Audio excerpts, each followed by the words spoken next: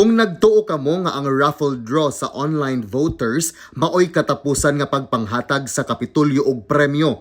Wala pa mahuman ang kagamhanan sa lalawigan sa Sugbo sa pagpasidungog kalabot sa pasigarbo sa Sugbo.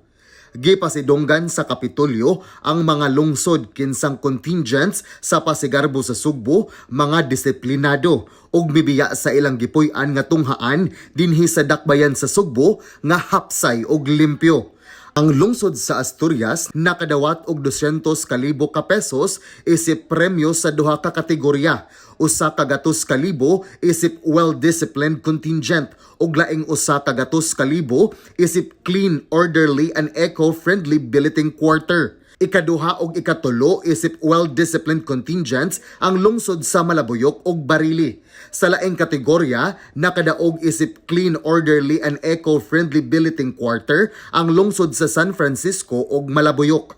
Gi-practice mo sa among town nga reduce, reuse, recycle. So nadala sa mga bata pag ani nila sa syudad.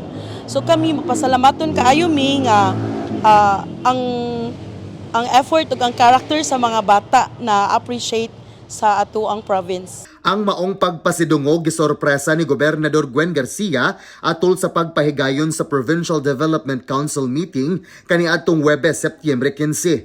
Ang mga kawani og magtutudlo sa Department of Education sa dakbayan sa Sugbo mao mismo ang nag-evaluate sa maong mga contingents pinaagi sa pagbisita sa mga tunghaan nga ilang gikatulgan. Bisan wa mi nadaog sa pasigarbo pero champion ang mga bata sa akong kasing-kasing. Para nako, if okay, ako ihatag sa mga kabatanunan nga niapil sa pasigarbo.